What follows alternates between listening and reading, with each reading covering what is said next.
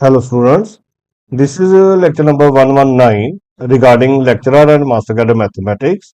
मेरे टॉपिक हमारा चल रहा है इंडेफिनाइट इंटीग्रेशन और उसका आज ना लेक्चर नंबर 8 होगा। आज जो स्टार्टिंग लेक्चर होगा वो बेस्ड होगा इन दो फॉर्मूलाज पे। आपको अभी दिखेगा e की power A x sine B x d x या e की power A x cos B x d x और दो फॉर्मूलाज हैं इनके। You have to remember all this formulas. और जो हम इनकी इम्प्लीमेंटेशन सीखेंगे आप इसको नोट कर डाउन कर लीजिए।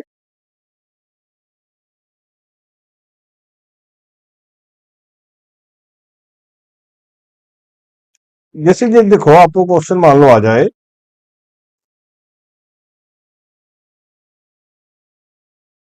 आज का वेरी फर्स्ट क्वेश्चन आ जाए, मान लो आपको ये क्वेश्चन आ जाए e की power x cos 2x dx। तो देखो जो इसके साथ लगा ना वो a का काम करेगा और जो एंगल में जहां पे लगा ना वो b का काम करेगा।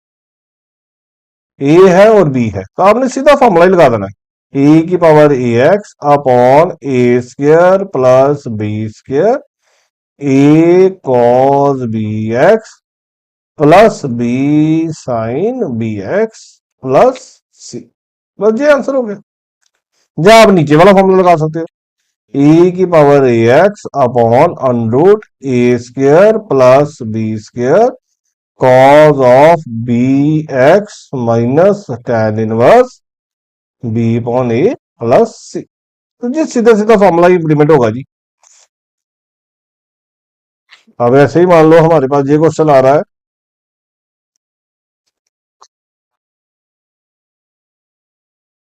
सेकंड वन है e की power 3x cos 5x dx। Sign कर लेते हैं यहाँ पे, साइन 5x dx। तो ये a है, a हमारा 3 है और b हमारा 5 है। तो क्या फॉर्मूला है इसका, e की power A x upon A square plus B square A sine B x minus B cos B x plus सी।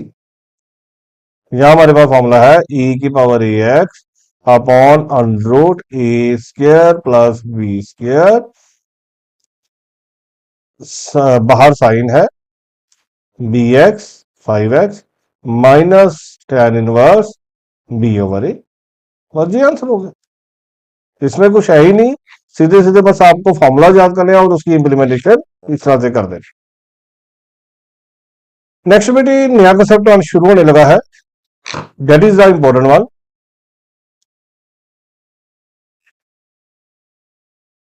उसमें अभी आपको ना ऐसे दिखेगा e की पावर x होगा, साथ में जहां पे फंक्शन होगा और साथ में फंक्शन का डेरिवेटिव भी होगा। तो जब हम इसका आंसर निकालेंगे ना तो वो आंसर आता है e की x एफ एक्स प्लस सी। आज हम इस पे बेस्ड क्वेश्चंस करेंगे। ये तो कंसेप्ट हो गया ना, क्वेश्चन अब हम करते हैं तो फिर देखते हैं कैसे करना है। जैसे आज का थर्ड क्वेश्चन हो गया, आपको मान लो ये क्वेश्चन आ जाए e की power x sine inverse x plus 1/√1 minus x के dx। देखो ये फंक्शन है और उसका डेरिवेटिव आ गया है। तो इसको ना आप ऐसे करोगे e की power x sine inverse x dx plus e की पावर x 1/√1 माइनस एक्स के dx। बेटे देखो इसका डेरिवेटिव आगे था ना, तो इसको u मानो इसको v। हमेशा e वाले को ना v मानना है। तो क्या लगता है u as it is v की integration minus integral sign u का डेरिवेटिव और v की इंटीग्रेशन। और जो सेकंड इंटीग्रेशन है इसको कुछ नहीं करना चाहिए, एज इट इज लिख देनी है। अब आप देखो जे और जे टर्म बिल्कुल सेम बन जाएगी। आंसर क्या बच गया, साइन वर्स एक्स ई की एक्स, जो हमने सीधा आंसर ही लिखा था। तो ये एफ एक्स और साथ में ई एक्स प्लस सी। आज ये क्वेश्चन लिखने शुरू होंगे बेटे। और इसमें एक्सरसाइज पे बेस्ड भी एक क्वेश्चन आया हुआ आपको, फोर्थ है ई की x cos inverse x minus 1/√1 plus x square dx.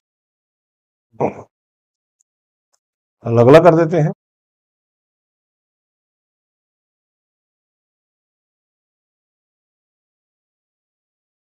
जहां पे बेटे माइनस होगा।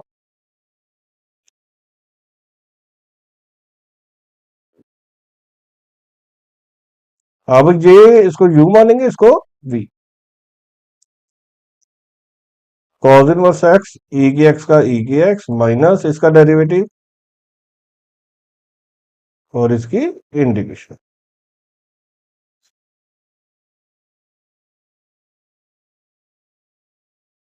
अब देखो जी, ये माइनस माइनस प्लस हो गया जी, प्लस और माइनस कट गए, तो आंसर कितना बचेगा जी? कॉज इनवर्स एक्स ई की एक्स प्लस सी।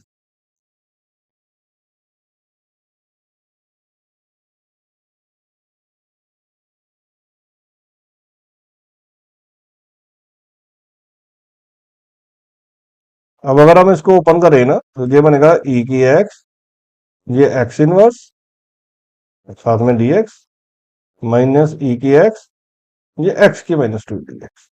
अब इसको यू सपोज करेंगे, इसको v। क्या आएगा? u एज टी v की integration minus integral sign u का डेरिवेटिव और v की इंटीग्रेशन, और ये तो एज इट इज आ जाएगा। अब देखो माइनस माइनस प्लस हो गया, ये टर्म सेम है, जैसी बन गई। तो हमारा आंसर क्या हो गया? 1/x ई एक्स साथ में सी।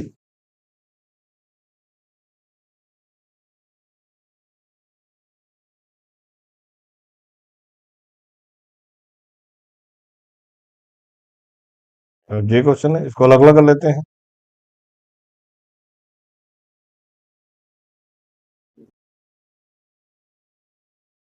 अब देखो ये u बना देते हैं, इसको v मान लेते हैं।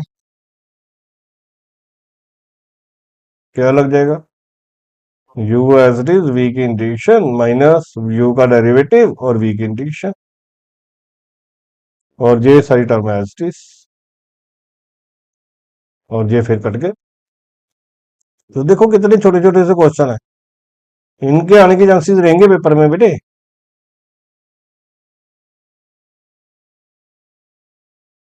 ए की x ten x plus six के, अब तो आपको दिख ही रहा है इसका डेरिवेटिव आगे बन रहा है, तो आंसर क्या होगा? ई की एक्स एफ एक्स प्लस, अब हम फास्ट कर लेते हैं। ई की एक्स, ये लॉग एक्स है, ये 1/x है, तो ये देखो ये एफ एक्स है और ये उसका डेरिवेटिव है, तो आंसर क्या होगा? ई की एक्स एफ एक्स। अब हमें फास्ट समझ लगी गई है, तो देर इज नो नीड कि हम उसको यू इंटू वी लगा के करें। अब देखो कई बार बेटे ऐसे क्वेश्चन है, x-3/x-1 का क्यूब साथ में ई एक्स साथ में डी एक्स। अब कई बार ऐसा क्वेश्चन आएगा कि है तो ये दो फंक्शन लेकिन प्रॉपर फॉर्म में नहीं है, तो इसको प्रॉपर फॉर्म में करेंगे, जैसा नीचे होता है वैसा हम ऊपर बनाते हैं। तो मैंने x-3 को तोड़ दिया,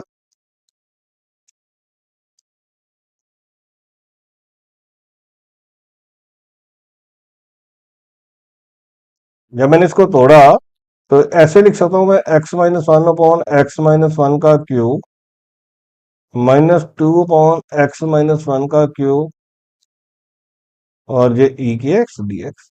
ई एक्स मैं पहले लिख लेता हूं। अब ये देखो ये क्या बनेगा? x-1 का -2, और ये -2 x-1 की पावर -3। अब देखो इसका डेरिवेटिव आगे नहीं बन गया?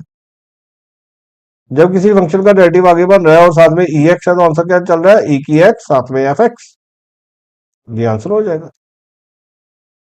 हमें यूवी लगाने की जरूरत भी नहीं है।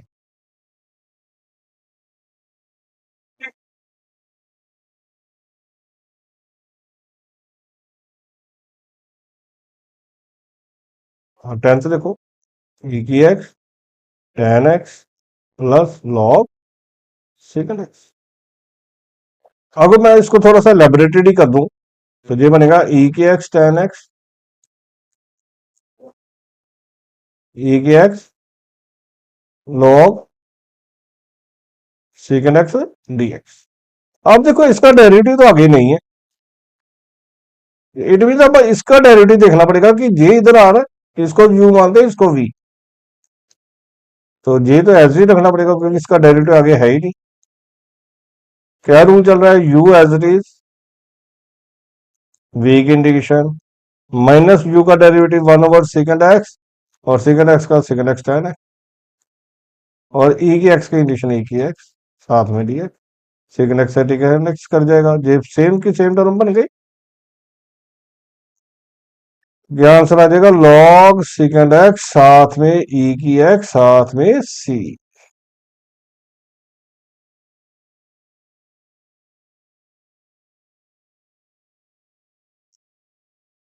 और ये देखो ई की एक्स, ये कॉट एक्स, ये लॉग साइन एक्स है। अब कॉट का डेरिवेटिव तो माइनस कोसेक स्क्वायर होता है, लॉग साइन एक्स का डेरिवेटिव बन रहा है, it mean this is F x and this is F dash x. तो क्या आएगा, ई की एक्स एफ एक्स। अब हम फास्ट कर सकते हैं।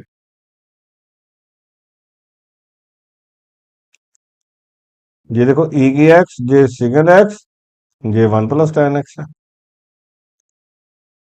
अगर हम ऐसे ही लिखें इसको, ई की एक्स बाहर और ये सारा बनेगा second x plus second x tan x। अब इसका डेरिवेटिव आगे बन रहा है, क्या आंसर होगा, ई की एक्स एफ एक्स प्लस सी।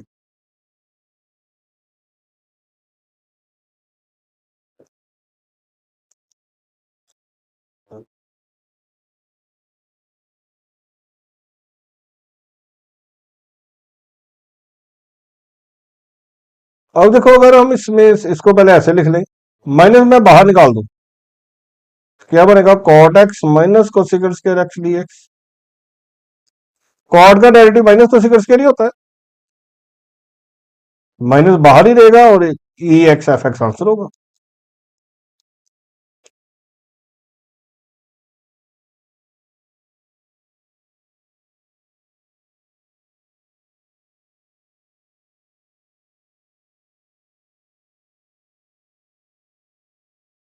अब मान लो ये क्वेश्चन आ गया जी। अब देखो, इसको सीधा तो करेंगे नहीं, पहले मैं साइन एक्स को लिख सकता हूँ 2 sin x/2 cos x/2, और 1 + cos x को क्या लिखेंगे हम, 2 cos² x/2।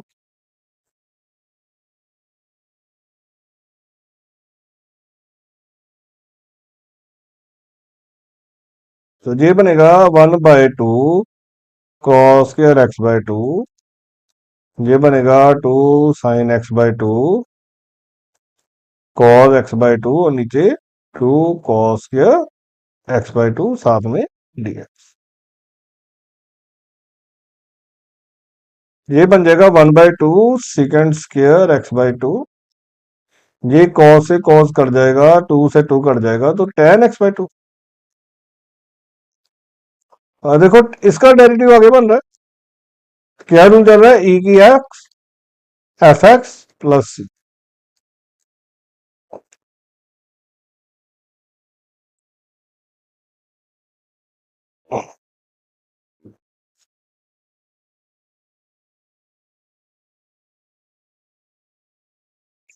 अब जैसे ये क्वेश्चन है, क्वेश्चन है ई की power 2x 1 - sin 2x upon 1 - cos 2x dx। अब अगर हम इसको लिखेंगे तो कैसे लिखेंगे, 1 - 2 sin x cos x, और 1 - cos 2x क्या होता है, 2 sin²x।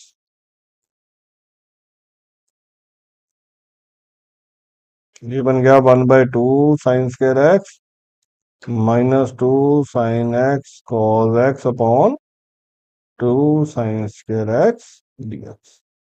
अब ना इसको मैं अलग अलग कर ही देता हूँ, 1/2 बाहर, ई की 2x, और ये बनेगा cos²x dx। और ये 2 से 2 कट गया, साइन और साइन कट गया, तो ये बच गया ई की 2x और साथ में कॉट एक्स dx। अब हमें पता है कॉट एक्स का डेरिवेटिव माइनस cos² होता है, तो इसको यू मानेंगे, इसको वी।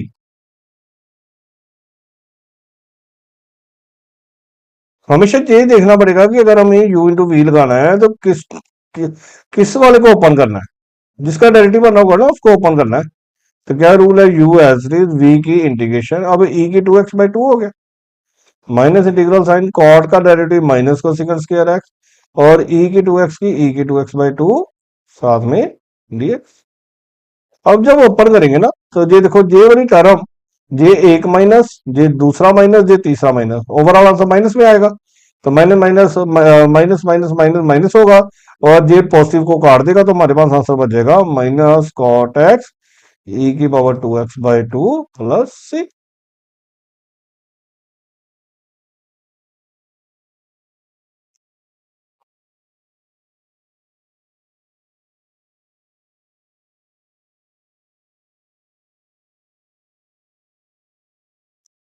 अब ये क्वेश्चन देखो, अगर ऐसा आ गया,